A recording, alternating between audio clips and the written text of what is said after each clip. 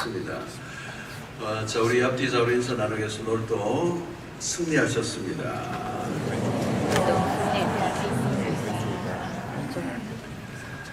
새벽에 막 소나기가 쏟아져가지고 여러분들 비 안 맞으셨는지 모르겠습니다. 비가 막 이렇게 좀 오는 것 같아요. 장마같이. 내일도 온답니다. 아침에 일어날 때 빗소리를 듣지 마시고 흔들림 없이 완주하시기를 바랍니다. 벌써 또 내일 모레면 이제 끝이 나는데 마치고 나서 여러분들이 기도를 이렇게 많이 하시는 모습이 너무 아름답습니다.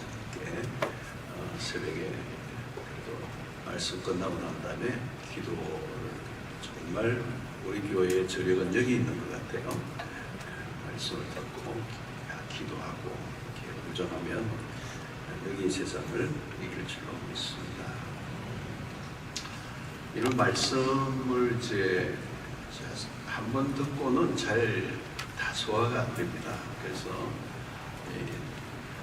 들었던 거 이런 수는 잘 유튜브나 이렇게 홈페이지에 나와 있으니까 앱으로 여러 번 들으시면 좋고 5가지가 다 이제 하면 이 5가지 주제를 이제 저는 이제 새벽 공회나 뭐 특세도 그렇지만 딱 주제를 가지고 이제 쫙 한 패키지로 딱 이렇게 하기 때문에 그거를 잘 소화만 하면 이번에도 이 5가지만 잘 소화하면 이게 이제 정말 우리의 가슴에 새겨지면 금날 게 하나도 없어요. 아주 단단해지고 이게 이제 말씀이 그냥 이 귓가에서 이렇게 맴도는 거로 안 되는 게 아니고 내 안에 완전히 새겨지도록 반복 들으시고 어떤 분은 이제 제 설교를 한 설교를 100번 이상 들으신 분이 대단합니다. 옛날에는 이제 테이프 있어가지고 테이프를 이제 100번 이상 들으면 이제 지 늘어지죠, 그죠? 믿음으로 살아주는데 요즘은 그런 거 없어요. 계속 깨끗하게 들을 수 있으니까 이제 출퇴근에 이렇게 할 때는 계속 반복해서 들으세요. 그러면 이런 말씀이 있었네. 못 듣게 수도 없이 있습니다. 한번 설교하면 그걸로 되는 게 아니고 여러 번 반복해서 돼서 피가 되고 살이 되도록 완전히 자기께 되도록 해야 돼요. 그래서 꿈에라도 이게 나와야 돼요. 그래서 완전히 이 말씀에 이 안에 각인된 그 말씀의 육화라고 그러죠. 그렇게 해야 되면 그게 그냥 실력으로 이제 나오게 되는 거죠. 오늘은 나가실 때 성교국에서 특세에 참석하는 성도들 위해서 힘내라 드링크를 준비했습니다. 예배 후 2층 로비에서 받으시고 특세 완주하시기 바랍니다. 선교사님과 선교위원들이 나눠드리면 됩니다. 고맙습니다, 선교부. 자, 믿음으로 살아가는 것은 쉬운 것이 아닙니다.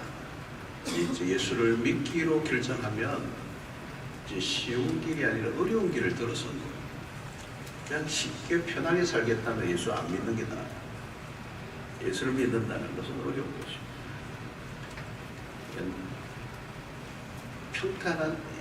옛날에는 평탄한 길을 걸어갔다면 예수 믿는 길은 이제 비포장길입니다. 넓은 길이 아니고 좁은 길이라는 거죠. 그렇지. 처음 신앙을 시작할 때는 이걸 잘 모릅니다. 근데 이제 기도를 하고 응답받고 참 이렇게 이제 처음에는 예수 믿을 때 너무 좋죠.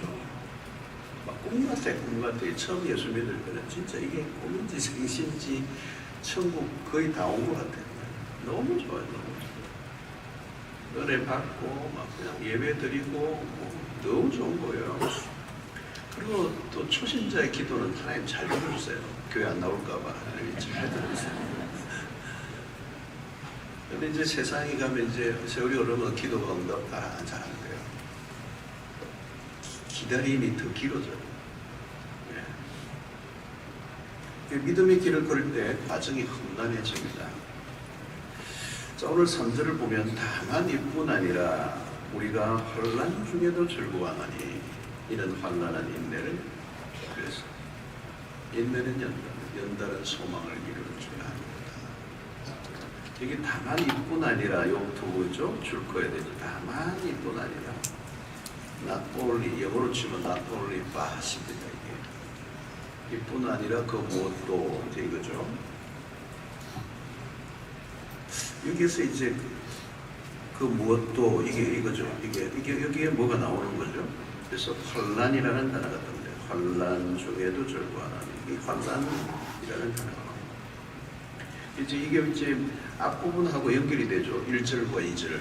1절과 2절에 뭐가 나오는가? 믿음으로 의롭다함을 받고 화평함을 누리는 거죠. 또 하나님의 영광을 바라고 즐거워한다. 참 얼마나 좋은 거죠. 근데 그걸로 끝나는 게 아니라는 거죠. 무엇인가 따라오는데 환란이 온다. 이게 1절과 2절에서 내용은 너무너무 좋은 것들이에요. 그런데 3절에는 환란이라는 것처럼. 자, 그런데 여기서 바울이 말하는 환란은 어떤 것일까요, 여러분? 그가 말하는 환란은 우리가 일상에서 겪는 어떤 사업의 실패, 질병, 내 마음대로 내 계획대로 안 되는 그걸 환란이라고 말하지 않아요. 여기서 환란은 믿음의 삶을 살아갈 때 마주치는 어려운 상황을 말하는 것입니다. 이것은 오늘 우리 시대에서는 잘 이해가 안 되는 단어입니다. 환란은 1세기로 돌아가야 금방 이해가 돼요. 1세기 그리스도인들이 된다는 것, 소수, 절대적 소수, 또 기독교라고 하는 것이 아직도 형성되지 않은 시대, 교리도 없는 시대, 예수가 십자가에 이렇게 형장에 이슬로 사라진 지 얼마 안 되는 그를 따른다는 것은 정말 이거는 오해와 이렇게 누구에게든지 무시를 받을 수 있는 상황. 예수가 누구인지도 모르던 시대. 그러니까 그리스도인에 대한 적대적 환경이 둘러싸여 있는 속에서 내가 예수를 믿겠다 하는 순간부터 시련이 찾아오는 것입니다. 그래서 예수를 믿는 것 자체가 고난을 각오하는 것입니다. 그래서 그리스도인 이퀄 고난. 이 고난은 그리스도인의 표지라는 겁니다.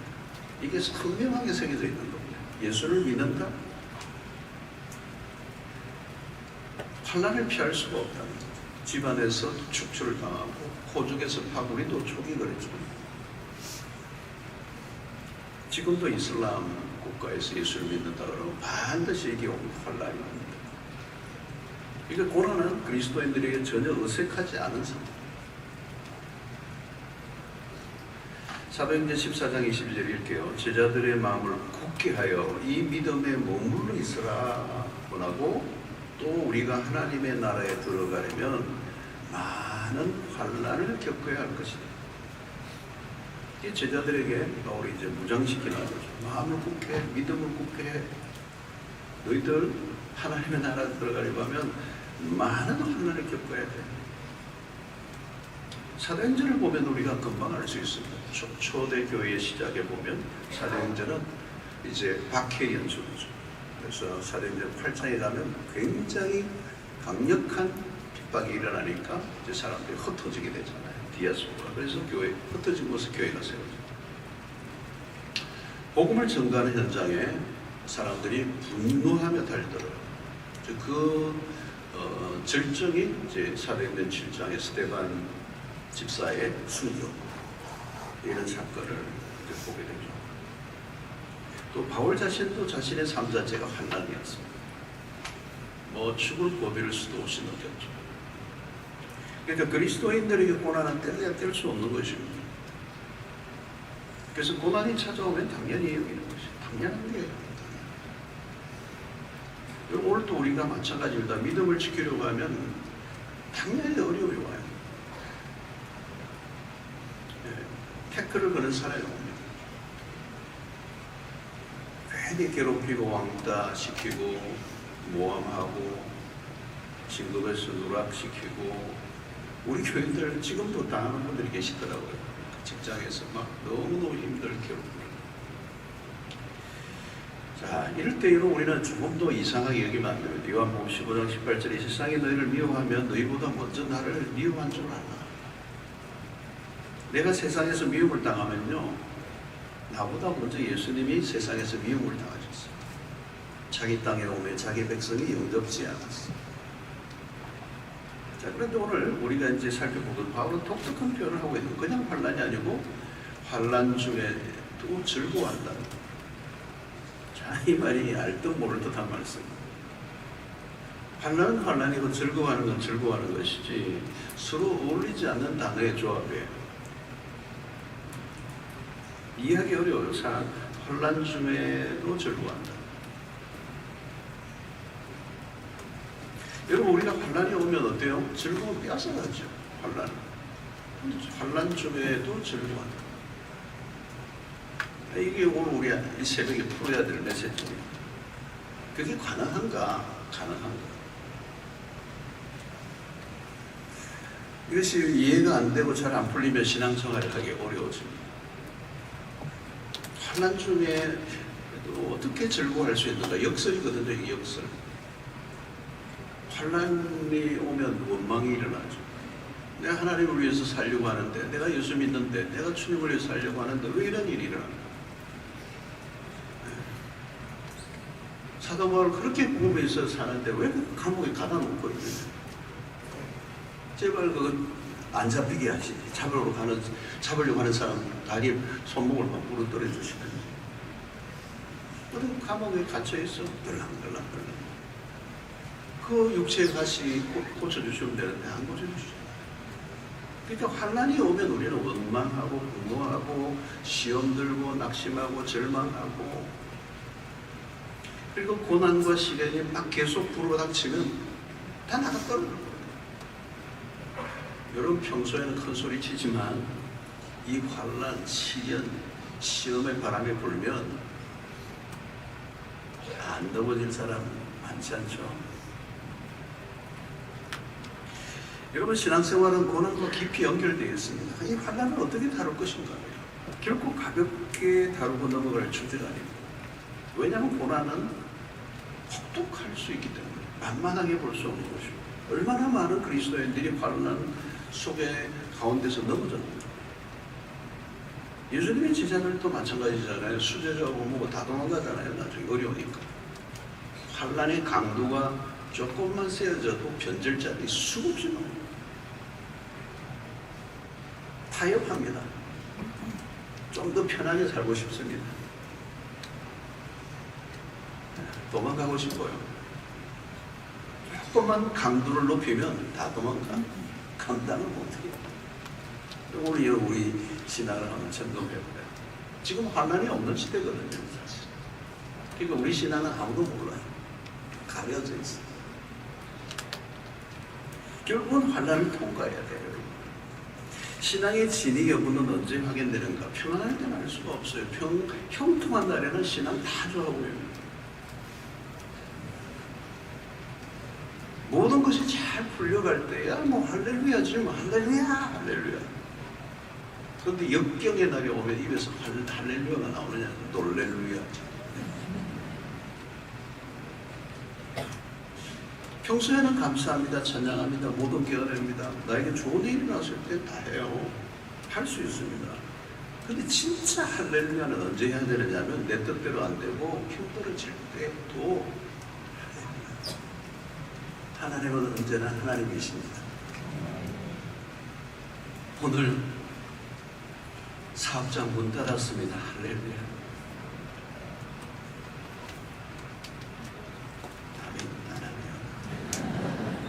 힘든 거죠. 현실로 돌아가면 이게 다른 얘기예요. 여러분, 기복주의적인 신앙은 형통을 구해요. 그러니까 기복주의적 신앙의 약점이 뭐냐? 환난과 시련이 오면 맥을 못 줘요. 조금만 어려움이 와도 신앙이 바닥을 칩니다. 고난이 없는 형통의 삶을 약속하는 그 이단이죠. 사입입니다. 거짓보고. 근데 사람들은 그게 자기에게 맞기 때문에 그게 잘 속아요. 근데 기독교는 고난의 면죄부를 약속하지 않았어요.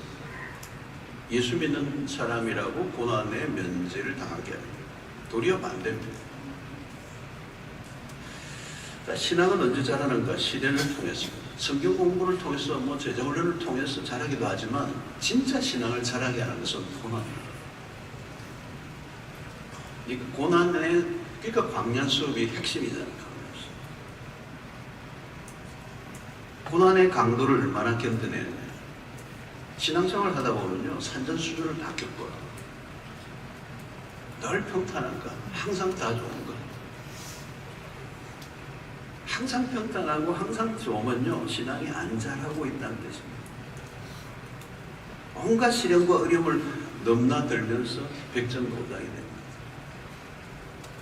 체력 단련도 그렇잖아요. 내가 지금 가만히 있으면 내가 뭐 힘이 있는지 없는지 잘 모릅니다.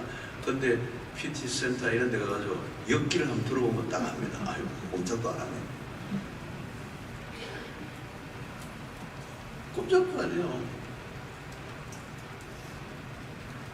교회 안에서도 마찬가지. 초신자 때는 박수 치고 뭐야 야단이잖아요. 뭐 초신자 때 주일만 지켜도요, 사랑방 전체가 잔치예요. 주일에 오셨습니다. 주일에. 근데 여러분, 시간이 그러면요, 사망에 선들어요. 모함도 뒤집어 쓰고요, 억울한 일도 생기고요, 죽도록 시간도 없고 돈도 없는데 아끼고 아껴서 그냥 돈도 쓰고 막 그냥 시간 맞추고 했는데 나중에 들리는 소리는 잘난 체 한다, 돈 자랑한다, 시간이 널널하다. 역장이 무너져. 다 때려치우고 싶어요. 교회 옮기고 싶어. 그럴 때는 나의 신앙이 자라나는 때요. 그런 고비를 믿음으로 넘깁니다. 근데 여러분, 오늘날 교회 안에서 일어나는 모든 시험들은 유치찬란한 것들이에요. 사실 초대교회에 돌아가 보면 유치찬란해. 여러분, 주변에서 박수를 쳐주고 인정받을 때는 내가 누구인지 모르잖아요. 왜? 언제 내 시력이 나오냐면 어려움 당할 때입니다. 아주 어려운 것들. 많은 교회 안에서도요, 언제 힘든가 하면 중직자 성출할 때예요.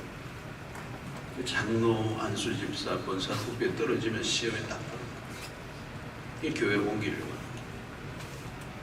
여러분, 선택되었을 때, 피택되었을 때보다 떨어졌을 때 영적 실력이 나옵니다. 한 몇 번 떨어졌는데도 그것을 견뎌내는 그 훈련. 그게 뭐 직분자 되고 안 되고와 상관없이 그 과정을 통해서 나를 테스트해요. 아, 아직 나는 믿음이 안 됐구나. 네.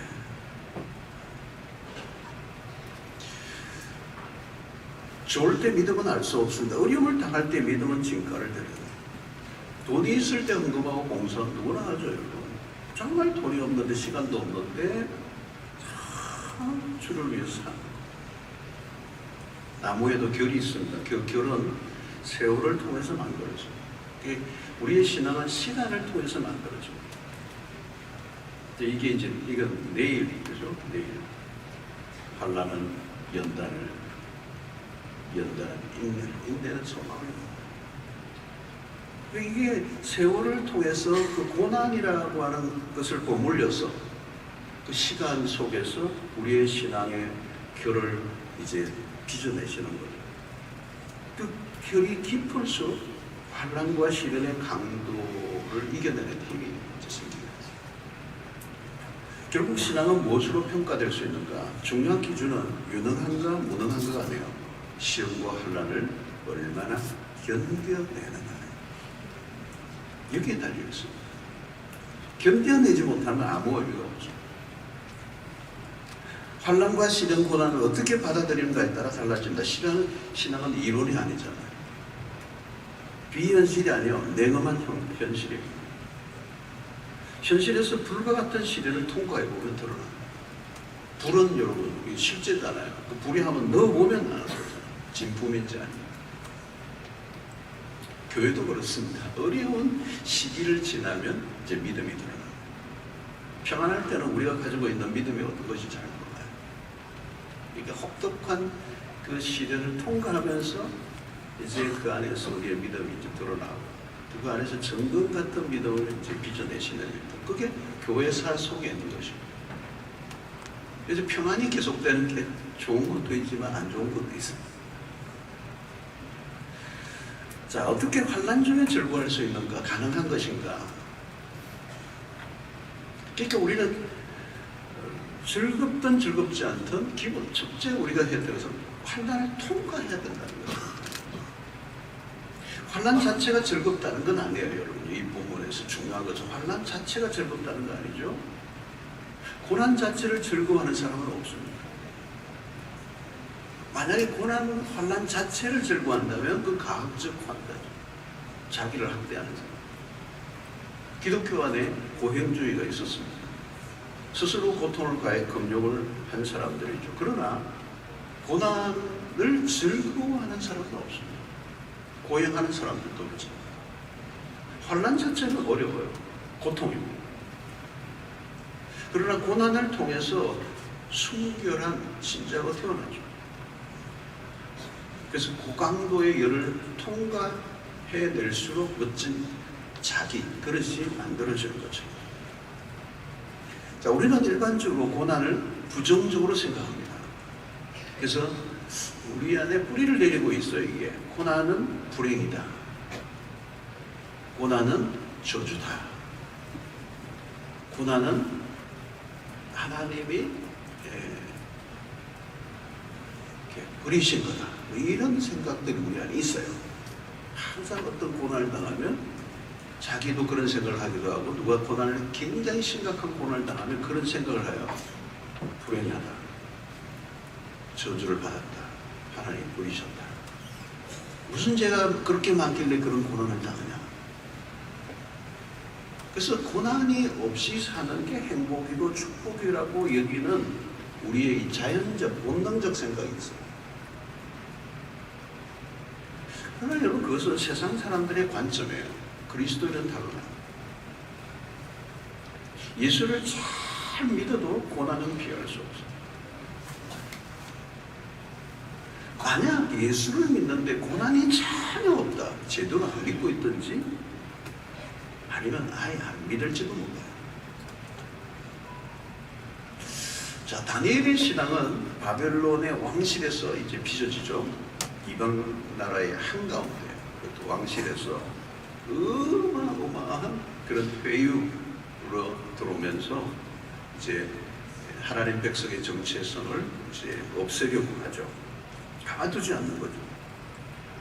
그러니까 어떻게 해서든 이 사람을 사자굴에 집어넣으려고 그냥 막 발악을 하는 거예요, 주변의 사람. 여러분, 지금도 사자굴이 있어요. 믿음 생활을 확실히 해보세요. 사자굴에 집어넣으려고 하는 사람이 한두 명이 아니에요. 모함하고요, 죽이려고 해요. 진짜 예수를 잘 믿어보세요. 태클이 안 들어요. 여러분, 새로운 각오를 하고 신앙생활을 제대로 하려고 해보세요. 어떤 때는 집안 식구가 원수예요. 예수님의 말씀이 확 와닿아요. 믿음이 좋다고 하던 아내가, 늘 새벽기도 다니는 아내가, 우리 남편 신앙이 없어요. 약해요. 우리 남편 신앙 생활 좀 잘하게 해주세요. 은혜 받게 해주세요. 근데 어느 날 응답이 됐어. 나 남편 신앙 없다고 무시하다가 어느 날 갑자기 남편 은혜 받기 시작하고, 갑자기 막 뜨겁기 시작하고, 안 나가던 새벽기도도 나간다고 그러고, 야단이. 그러다가 좀 지나더니 나 성교 갈 것 같아. 이러는 거야. 그러면 진짜 가겠다 그러면요, 여보, 우리 뭘 먹고 살아요?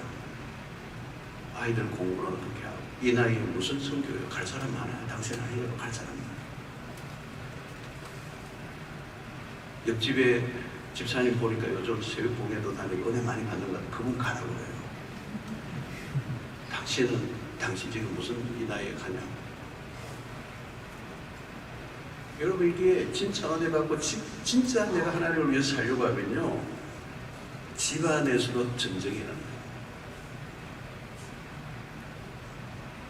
내가 정말 하면요, 그냥 세게 나와요. 반대가 얼마나 세게 나오는지 멀지도 않아요, 여러분. 신자의 고난은 따라옵니다. 고난이 있으면 당연하게 여기십시오. 믿음 생활을 제대로 할수록 고난은 불가피합니다. 고난을 받아야 신자가 얻어요. 직장에서 신앙생활 하는데 어려움이 없게 해달라고 기도하면 안 돼요. 어려움이 오더라도 믿음으로 이겨내게 해달라고 기도를 해야지. 예수 잘 믿는 사장님 밑에서 예수 믿는 사람들만 모이고 매일 그냥 신호에 예배드리고 은혜 충만한 그런 직장 생활에서 내 신앙이 자라잖아. 핍박은 내가 예수를 믿기 때문에 일어날 수밖에 없는. 그런데 그게 없게 해달라고 기도는 허약한 기도예요. 제레미 테일러라고 하는 사람이 그런 말을 했어요. 하나님께서는 우리가 불행하게 되는 것을 방지해 주시려고 무서운 사건으로 우리를 위협하신다. 여러분, 우리가 힘든 시련을 통과하는 동안에 놀라운 것이 있어요. 많은 세상의 유혹을 지나가게 하세요. 형통의 날만 있으면요, 여기저기 놀러 다니고 그러다가 사고 나고 그러다가 유혹에 넘어지고 죄를 짓고. 근데 고난으로 인하여 매일 그냥 울고 새벽기도 나가고 내 눈은 둥둥 부어 있고 친구가 만나자 해도 눈이 부어가지고 못 나가고. 그렇게 세월을 보내다 보니 죄를 지을 틈이 없어요. 세상의 유혹에 근처 갈 수가 없어. 고난이 나를 보호해줘. 하나님은 고난을 통해서 우리를 붙잡아주세요. 타락한 세상 속에서 신자가 믿음을 지키려고 하면 어려워요. 말씀대로 산다는 게 쉽지 않아요. 이 약한 세상 속에서 정말 예수를 제대로 믿는다는 것은 전쟁터와 같은 거예요. 직장 생활에서 사업을 하는 데서 정말 정직하게 깨끗하게. 여러분, 한국 사회 남성들이 저녁에 술자리에 안 가는 게 이게 얼마나 어려운 거예요. 다 가는데 나만 지금 빠지는 게 어렵잖아요. 그 술자리에 또까지 간다 할지라도 술 안 먹고 또 사이다가 마시는 게 얼마나 힘들어요. 그리고 또 안주까지 먹으면 얼마나 눈치가 나요. 술도 안 먹으면서 안주 먹는다고 얼마나 또 호를 해요. 어려워요.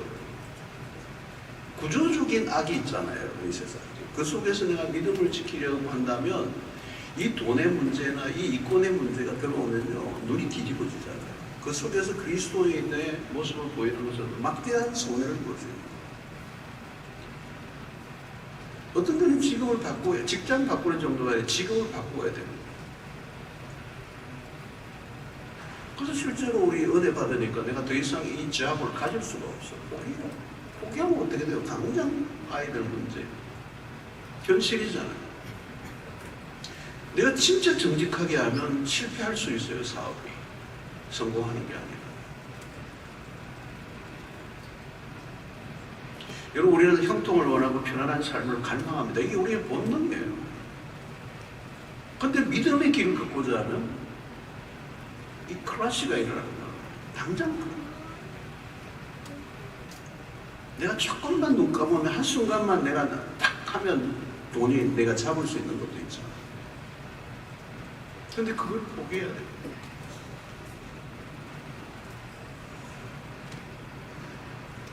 여러분, 우리가 고난을 받아들여야 그리스도에 따라질 수가 있어요.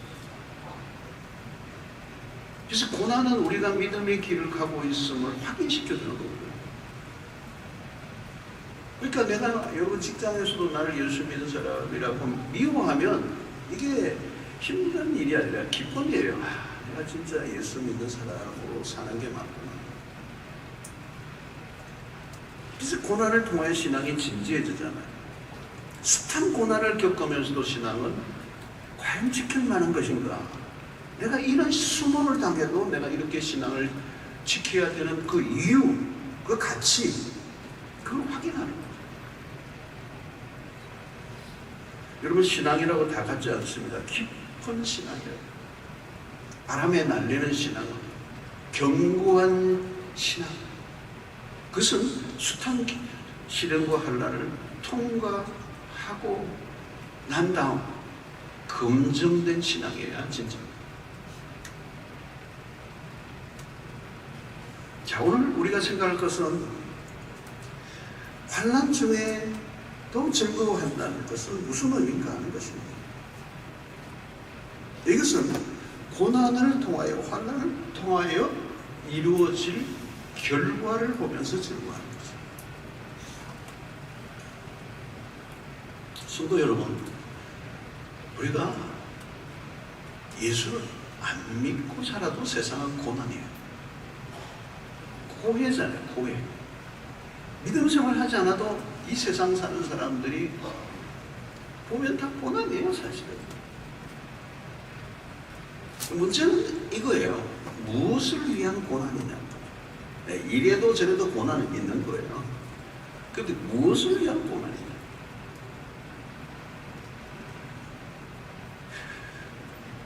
그냥 고난을 위한 고난이라면 의미가 없는 거예요. 도대체 그 고생을 죽도록 하는데 그 고생에 의미가 있느냐는 가치가 있는 거예요.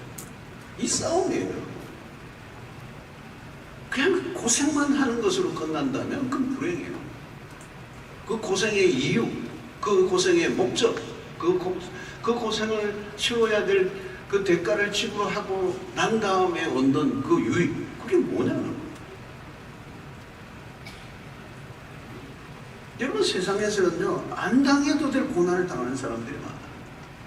내가 만든 고난, 내가 자처한 고난, 때로는 억울한 고난, 어떤 때는 애매한 고난들. 그 고난의 이유와 목적이 분명하지가 않아요. 여러분, 운동선수들 보십시오. 그 올림픽 선수들 선수촌에 들어가서 외부가 단절돼서 젊은 날에 데이터 이런 거 꿈에도 생각 못하고 자기 먹고 싶은 거 먹지도 못하고, 와, 그 메달을 목에 하나 걸려고 죽도록 고생하잖아요. 죽도록 고생. 막 피 튀기는 훈련을 하잖아요. 그거는 자기들의 나름대로의 목적이 있는 거죠. 목표가 있는 거죠. 가치가 있는 거죠. 목에 금메달을 메고 영광스럽게 국가를 위해서 하는, 그게 있는 거예요. 그러니까 그 인간적 의지도 대단한 거예요. 목적이 분명하니까. 그리스도인의 복음을 위해, 하나님의 영광을 위해, 그러니까 내가 당하는 그 고난이 정말 의미가 있는가에 대한 확인. 그래서 산통이라는 게 있잖아요. 산통. 여인들이 아이를 새 생명을 얻기 위해서 고통합니다. 그 산통이 얼마나 큰 것입니까? 그냥 배가 아픈 게 아니잖아요. 그 아픈 거는. 저는 경험을 못 해봐서 설명을 못 하겠네요. 근데 그 고통을 피하면 아이를 낳을 수 없는 거죠. 근데 그 고통은 불가피한 고통이에요. 새 생명을 얻기 위한. 그리고 너무도 아프지만 그 생명을 얻고 난 다음에 그 기쁨은 어떤 것과도 비교할 수 없어요. 세상에 그 어떤 것과도 비교할 수 없는 그 환희가 있어요. 그래서 고통을 참는 거예요. 그 환희가 너무 크고 너무 세니까 그 기쁨으로 그 아이를 돌보다가 그 뭐가 겪었던 고통을 또 잊어가지고 듣지는 않는 거예요. 그렇습니다, 여러분. 모든 하나님의 역사에도 산통과 같은 게 있는데, 산통. 쉬운 게 하나도 없어요. 겉으로는 막 그냥 잘 돌아가는 것 같은데 그 안에는 반드시 고통하는 게 있어요. 산통이 있어요. 역사도 마찬가지예요. 역사도 이 발전이 되면 그 안에 역사 속에 산통이 있는 거예요. 역사의 전환기에는 산통이 있는 거예요. 우리나라도 민주화의 과정에 보면 산통을 했잖아요. 온 민족이 막 몸살을 하는 거예요. 수없는 젊은이가 죽고 이 산통을 겪는 거거든요. 민주라고, 자유민주주의라고 하는 이걸 얻기 위해서 어마어마한 산통을 겪는 거예요. 이 생명을 얻는 것은 산통이에요. 교회도 하나가 정말 제대로 쓰는 것은 그 안에 엄청난 산통이 있어요. 기도를 해도 그냥 하는 게 아니라 생명을 건 기도를 해요.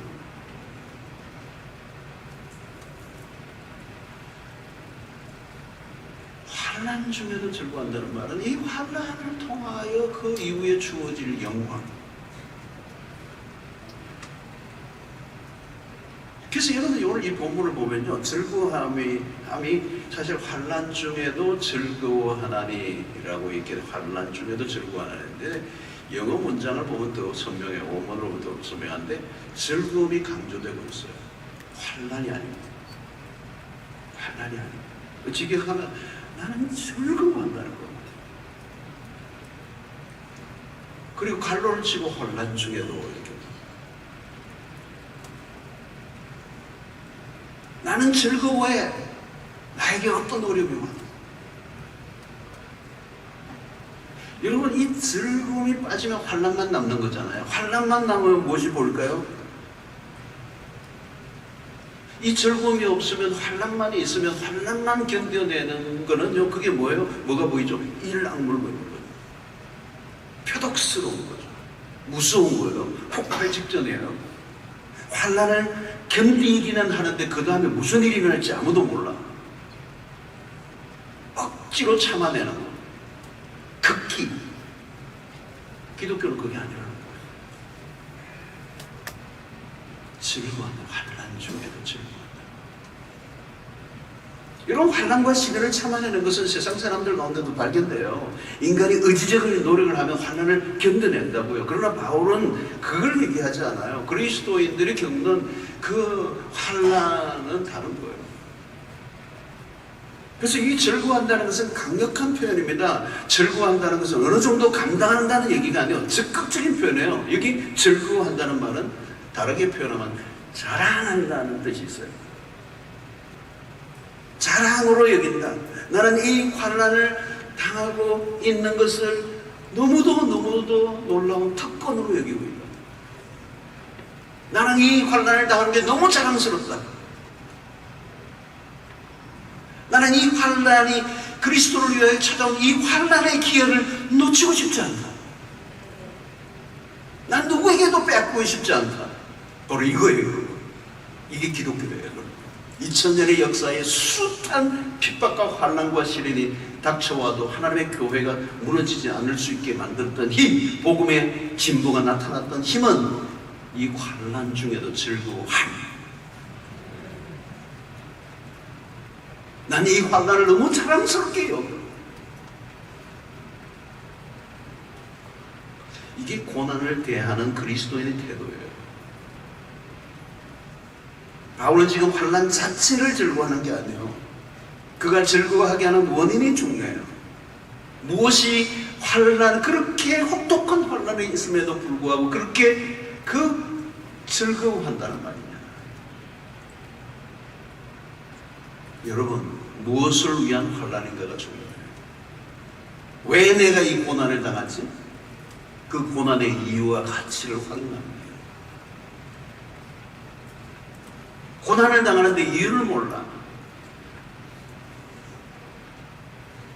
고난의 해석이 안 돼. 그래서 고통스러워. 여러분 욥기서의 스토리가 그 얘기잖아요. 여러분 욥이 고난을 당하는데 왜 고난을 당하는지 알 길이 없어. 친구들이 뭐 헛소리 하는데 그것도 다 떨렸어. 자기도 모르겠어. 고난의 이유를 모르니까 고통은 더 깊어지는 거죠. 여러분 환난 중에도 즐거워한다는 것에서 놓치지 말아야 할 부분입니다. 우리는 환난 자체에 초점을 맞춰요. 고난이 얼마나 큰가에 무게중심을 둡니다. 그러나 바울은 그 환난을 당함으로 인해 주어지는 즐거움에 무게중심을 옮기고 있어요. 너무 멋지지 않아요? 저는 오늘 이 3절의 이 환난 중에도 즐거워하는 이 표현은 정말 우리 기독교가 가지는 어마어마한 파워예요. 환난을 당하면서도 얼굴이 찡그리지 않아요. 이를 악물지 않아요. 표독스럽지 않아요. 여러분 어떤 사람은 자기 힘으로 견뎌낸 사람들 세상에서도 볼 수 있어요. 굉장히 의지력 강해요. 근데 얼굴이 보면요 독해요. 이빨 몇 개 나갔어요. 사람이 세요. 날카로워요. 무서워요. 가까이 가기 힘들어요. 여러분, 환난 중에도 즐거워요. 세상은 이게 불가능해요. 내가 당하는 환난은 환난으로 끝나는 겁니다. 아무리 세상에서 그 고난을 이겨냈다 할지라도 그 고난으로 인하여 보상이 주어진다 해도 그것이 자신이 당했던 고난을 상쇄하지는 못해요. 우리가 당하는 고난은 무엇 때문이냐는 거죠. 고난의 이유를 물어요. 왜? Why?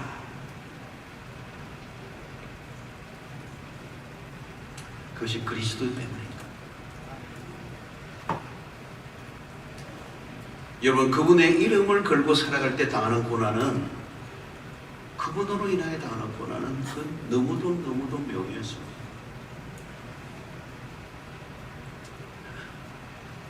그분을 위해 살아가는데 그분을 위해 고난을 안 당하는 것은 정말 죄송스러워요. 그리스도를 따르는데 그리스도가 겪었던 고난에 조금이라도 내가 당할 수 있다는 건 너무 명예스러워요. 주를 위해 사는데 찾아오는 그 고난은 참 기뻐요. 여러분, 세상의 소유주의에 빠져 고난을 자처하고 난 다음 스스로에게 만족하는 사람들이 있습니다. 자신의 이름이 조금 알려지는 것을 위해 고난을 감내하는 사람이 있습니다. 그러나 여기서 말하는 고난은 그런 게 아니에요. 여러분, 신앙생활을 하면서 누리는 기쁨은 질이 다릅니다. 참 묘한 게 있어요. 분명히 내가 신앙인으로 사는 것 때문에 손해를 봤어요.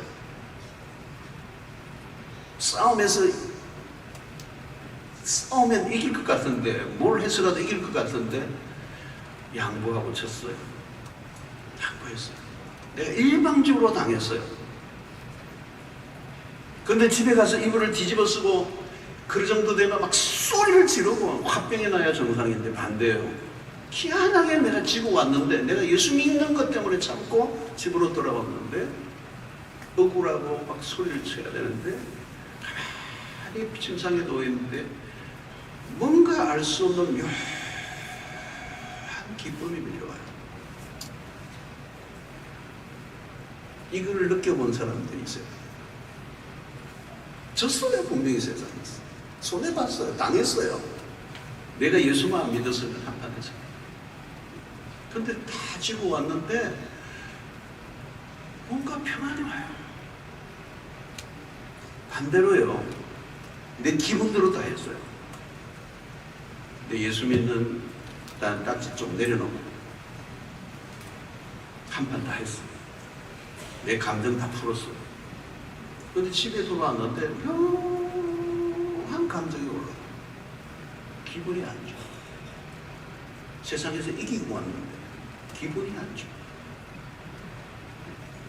패배감이 밀려. 그리고 내 생각 안에 뭐가 들어오냐면 내가 졌다. 그리스도인으로 살아가는 삶의 실패를 느낍니다. 여러분, 성도는요, 이긴 것이 지는 거고 지는 것이 이기는 거예요. 여러분, 이것을 명확하게 가르쳐 주신 분이 우리 주 예수 그리스도세요. 십자가보다 그것을 확실하게 가르쳐 주는 진리는 없습니다. 십자가는 분명히 죽는 길이에요. 주님은 우리에게 세상에서 사람들과의 싸움에서 이기는 법을 가르쳐 주지 않았어요. 주님에게 가보십시오. 항상 주님은 우리에게 지는 법을 가르쳐 주세요. 너가 져라. 너가 죽어라. 너가 손해봐라. 너가 맞아라. 오른밤을 치거든 왼밤을 돌려라. 속옷을 달라거든 그도까지 줘라. 우리를 가져가던 심리까지 줘라. 신자다워져 가는 것이 무엇인가를 배워가는 게 주님. 왜 주님은 우리에게 쇼컷을 가르쳐주지 않고 멀고 먼 길을 가르쳐주지 않을까? 왜 주님은 이기는 길을 두고 지는 부분을 가르쳐주셨는가? 여러분 이 답을 알고 있습니까? 십자가를 통과해야 부활이 있기 때문에. 지는 길에서 성공을 가르쳐 주시지 않고 그 지는 길에서 승리의 길로 인도해 주십니다. 승리와 성공은 다른 것입니다. 성공은 자기 힘으로 획득하는 것입니다. 그러나 승리는 하나님이 보장하시는 것입니다. 알려진 비밀이지만 그렇게 살려고 하는 사람이 적어요. 세상 속에 가서도 안 믿는 사람보다 한 수 더 뜰 때가 있어요. 그래서 십자가는 여전히 비밀입니다. 저는 우리 교회 성도들이 그 십자가의 비밀을 알고 그 비밀을 따라 살아가는 우리 성도들이 많이 있게 되기를 축원합니다. 십자가는 너무 아름다운 진리예요. 그런데 이게 비밀이에요. 비밀로 남아있는 거예요. 이 십자가 세상에 가면 안 통할 것 같은 느낌이 납니다. 나는 이기고 싶으니까, 나는 억울하고 싶지 않으니까. 그러나 여러분 십자가는 우리를 승리의 길로 이끌었어요. 십자가를 통과하지 않은 승리는 없습니다.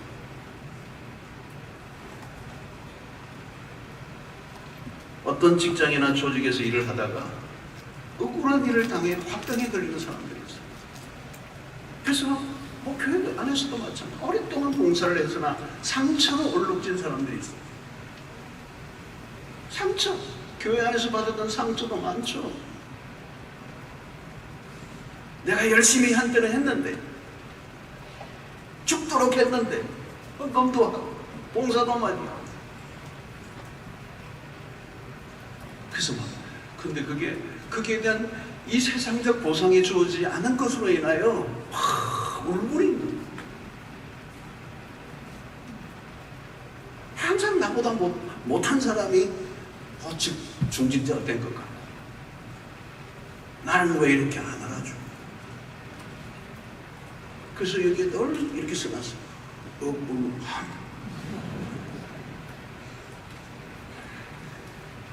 여러분 우리는 달라요. 우리는 십자가를 억울하게 지지 않습니다. 인상 쓰지 않아요. 이빨을 갈지 않아요. 기쁨의 찬송가에 이 환난 중에도 즐거워하는 이 말씀과 함께 쳐나오는 찬송가가 그거예요. 참 기쁜 마음으로 십자가 지고 가요. 참 기쁜 마음으로 십자가 지고 가리. 고대로 고백. 멋진 가사예요. 사랑하는 성도, 우리가 주를 위해 걸어가는 길은 어렵지 않습니다. 베드로전서 4장 12절 13절 사랑하는 자들아 너희를 연단하려고 오는 불시험을 이상한 일을 당하는 것 같이 이상히 여기지 말고 오히려 너희가 그리스도의 고난에 참여하는 것으로 즐거워하라. 이는 그의 영광을 나타내실 때에 너희로 즐거워하고 기뻐하게 하려 합니다. 이거 믿어요. 그냥 고난을 참아낸 사람들이 아닙니다. 환난과 시련을 통과하고 난 다음에 다가올 영광을 아는 사람들. 그러므로 우리의 신앙의 목표는 지금이 아니고 장래입니다. 믿음이 필요한 것은 장래를 위해서입니다. 지금 당장 무엇을 바라면 믿음 필요 없습니다. 그 믿음 어디다 쓰는 거예요? 믿음은 왜 믿음을 얘기하는 거예요? 장래, 지금이 아니에요. 지금의 보상이 아니에요. 지금 결판 내는 거 아니에요, 여러분. 여기서 일본말로 쇼부를 내는 게 아니에요.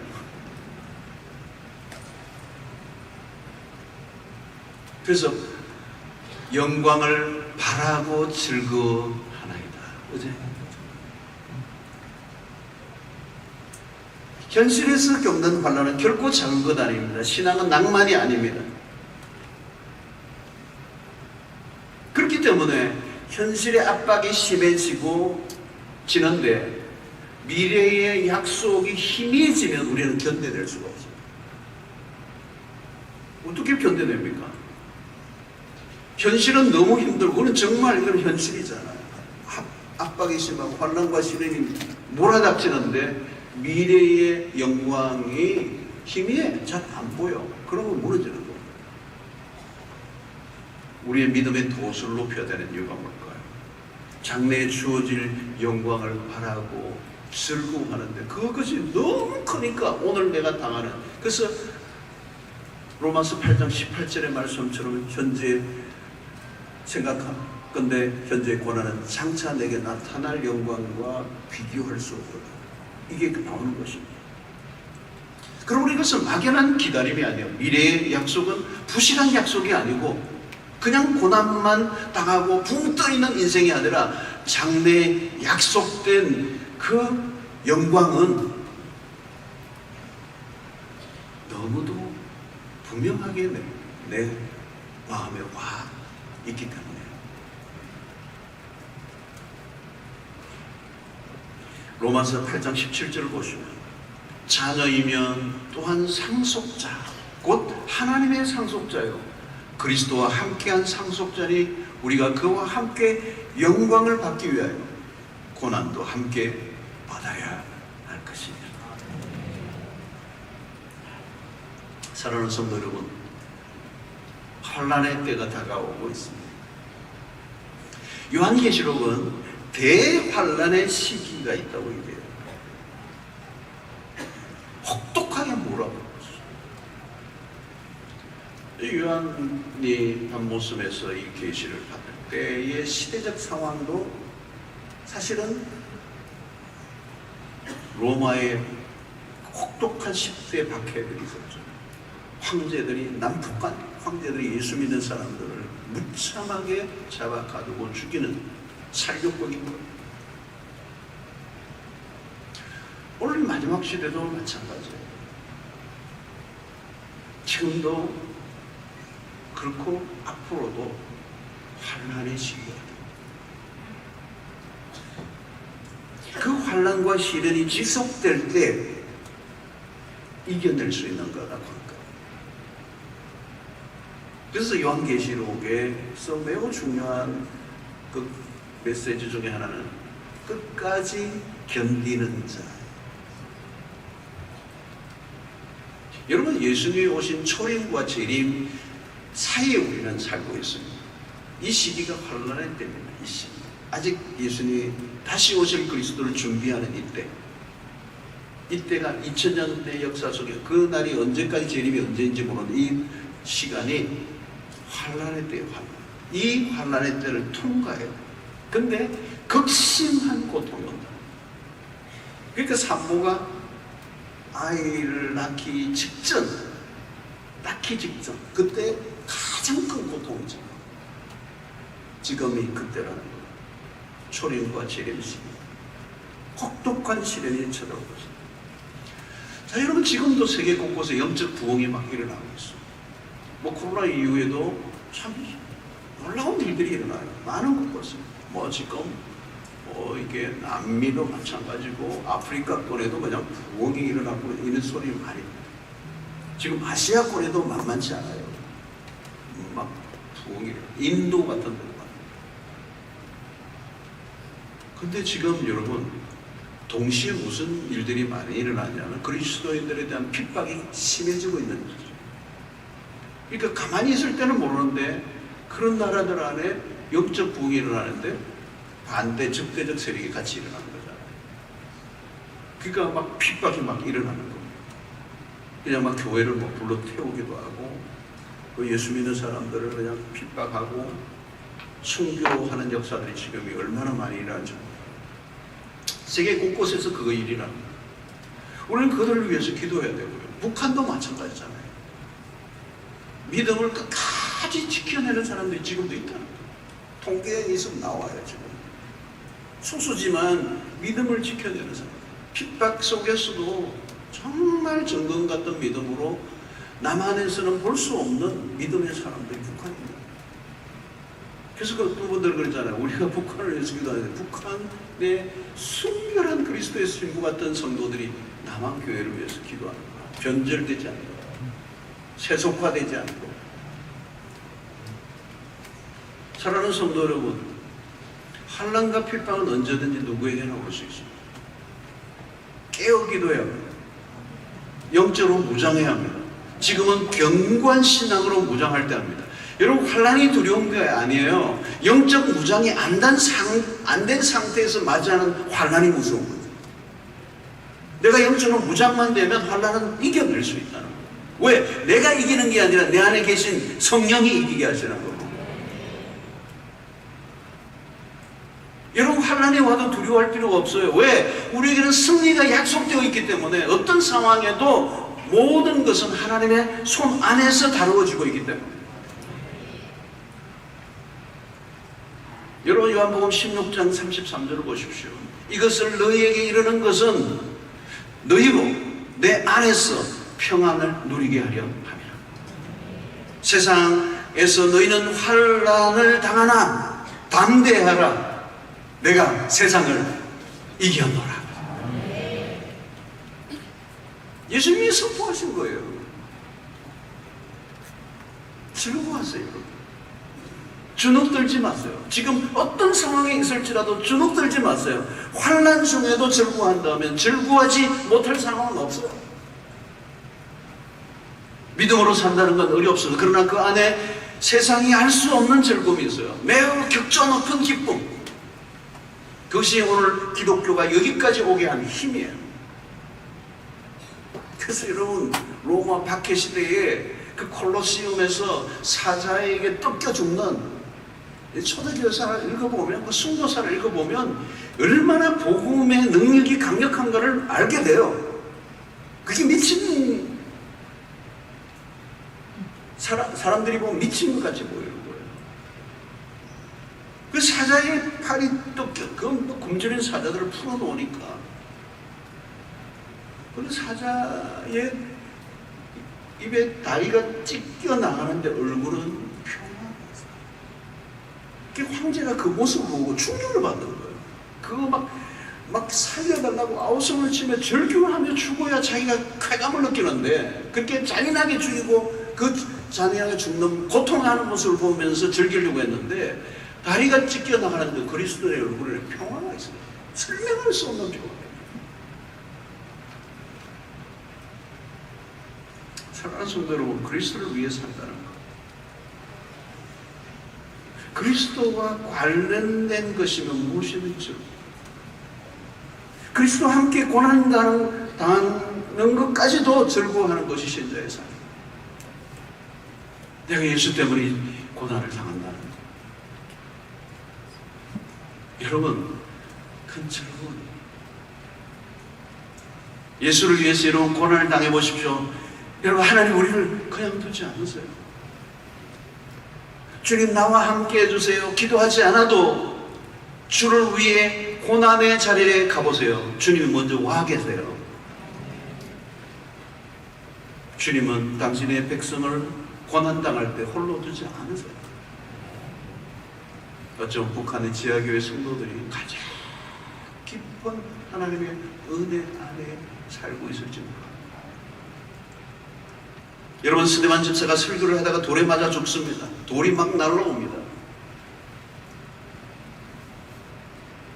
여러분, 가장 혹독한 환난의 때에 하늘이 열려요. 그리고 스데반 집사가 뭘 보는지 아십니까? 사도행전 7장을 보면 하늘이 열리고요, 하나님의 영광이 나타납니다.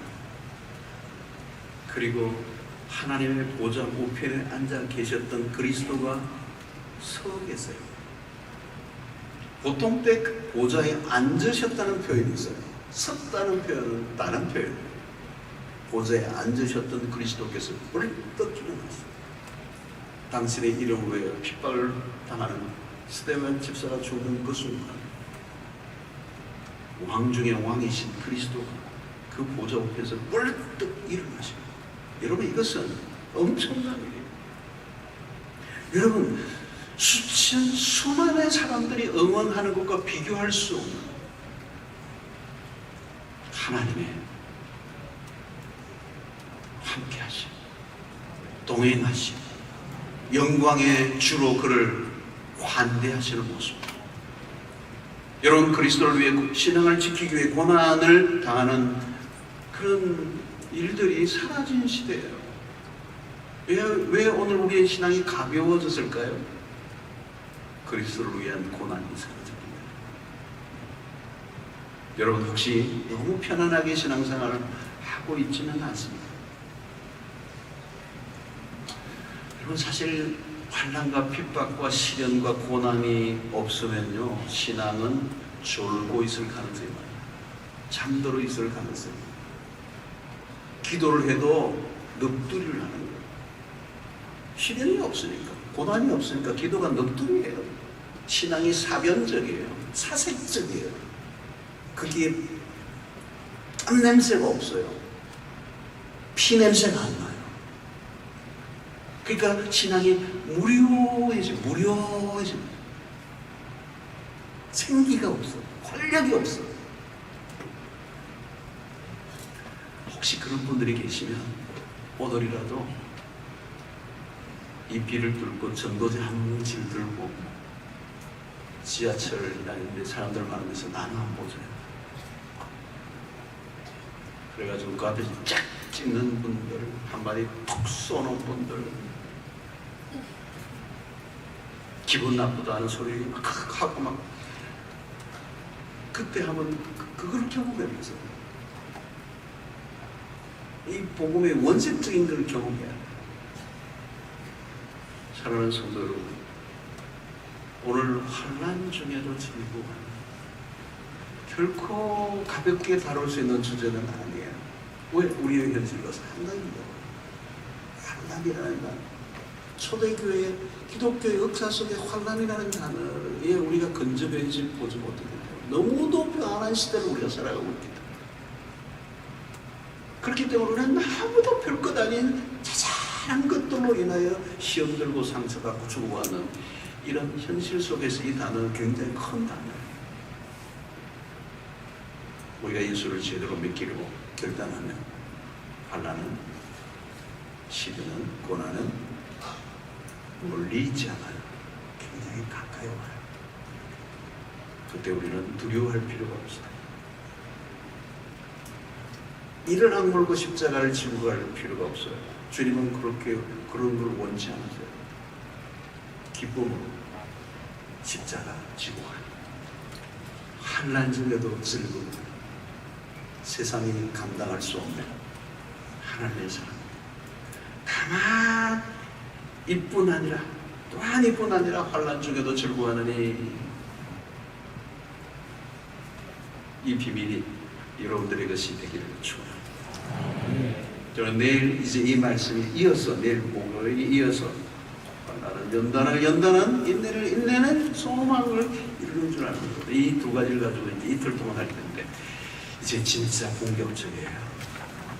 내일 오늘 이 말씀에 이어서 우리의 신앙의 핵심적인 부분을 다루려고 하오니 내일 새벽에 뵙도록 하겠습니다. 우리 찬양 하나 하고 그래도 기도했으면 좋겠습니다. 54번이니까 한 6시까지 하고 여러분들 기도 계속하면 좋을 것 같아요. 247장 모든 상황 속에서 주를 찬양할지라.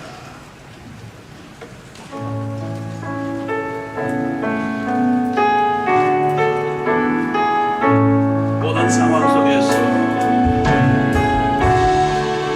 모든 상황 속에서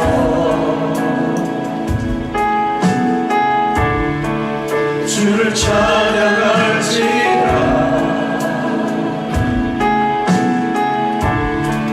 주는 너의 큰 사랑,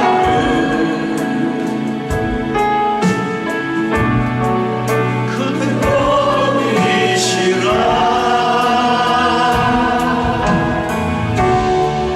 주의 얼굴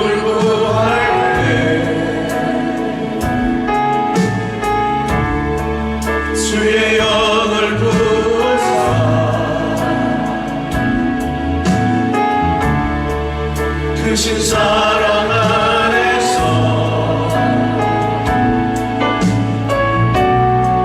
주를 보게 하소서.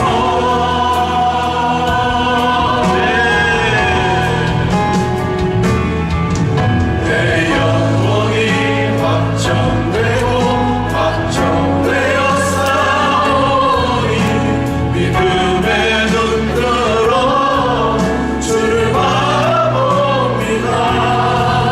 내 영혼이 확정되고 확정되어 싸우니 믿음의 눈 들어 주를 바라봅니다. 모든 상황 속에서 모든 상황 속에서 그렇습니다. 하나님, 모든 상황 속에서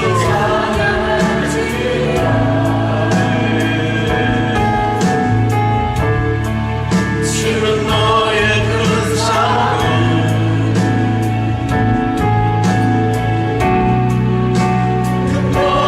너이시라. 주의 얼굴 구할 때 주의 얼굴 구할 때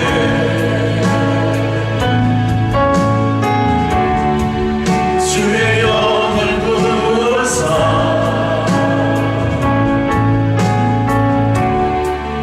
그 십사랑 안에서 주를 보게 하소서. 주를 보게 하소서. 내 영혼이 확정되고 내 영혼이 확정되고 확정되어 싸우니 믿음의 눈 들어 주를 바라봅니다. 내 영혼이 확정되고 확정되어 싸우니 믿음의 눈 들어 주를 바라보니 내 영혼이 확정되고 내 영혼이 확정되고 확정되어 싸우니 믿음의 눈 들어 주를 바라봅니다. 내 영혼이 확정되고 확정되어 싸우니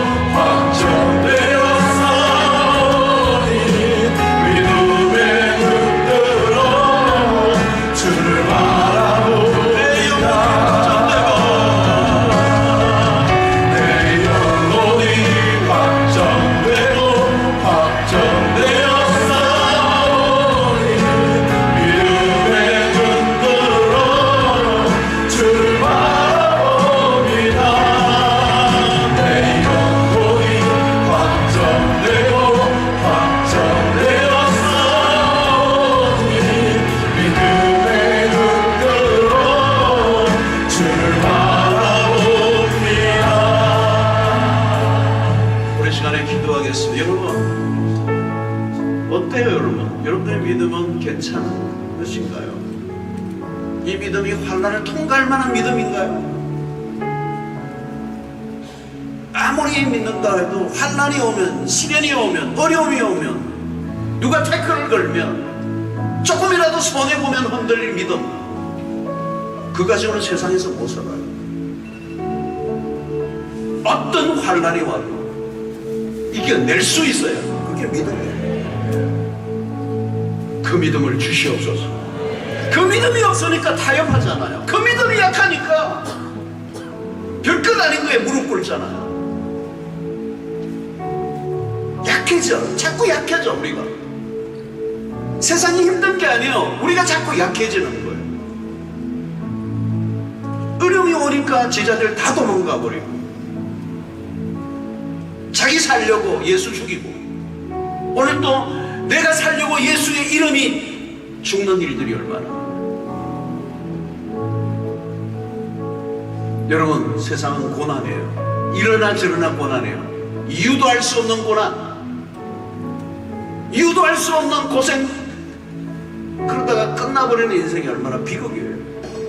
우리는 고난을 당해도 가치 있는 고난, 당할 만한 고난, 아니 영광스러운 고난, 너무 멋진 고난, 자랑하고 싶은 고난, 그게 있어야 돼요.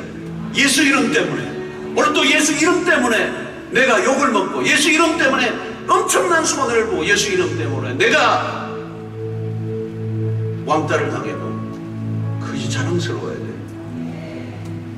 환난을 즐거워하는 것은 우리의 힘으로 되는 게 아니에요. 이미 승리하신 그리스도, 그 하늘의 영광을 보는 자들은 넉넉히 감당해요.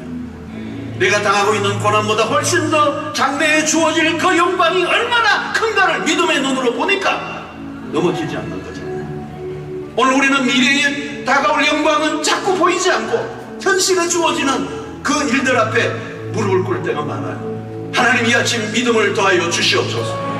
하늘의 영광이 선명하게 보이게 하여 주시옵소서. 미래에 주어질 약속이 오늘 내 손에 쥔 것처럼 확신으로 다가오게 하여 주시옵소서. 내가 오늘 이 세상에 망한다 할지라도 예수의 이름 때문에 사는 자 되게 하여 주시옵시고, 영원한 천국을 소유한 자로 살게 하여 주시옵소서. 우리의 신앙이 사변적이 되지 않게 하여 주시옵소서. 피 묻은 예수 그리스도의 십자가의 복음이 선명하게 우리 일상 속에 살아있게 하여 주시옵소서. 여러분, 교회는 농담하고 있는 곳이 아니에요. 예수 그리스도의 이름에 피 묻은 복음을 위하여 우리의 생명을 거는 현장이 있어야 우리의 신앙이 살아날 수가 있습니다. 하나님, 우리의 신앙이 약해지지 않게 하여 주시옵소서. 복음을 위해 살게 하여 주시옵소서. 예수 위하여 살게 하여 주시옵소서. 예수 때문에 고난이 있는 삶을 살게 하여 주시옵소서. 그 고난을 두려워하지 않게 하여 주시옵소서. 그 믿음을 이 아침에 우리에게 주시옵소서. 주여, 세 번 외치고 넘어가겠습니다.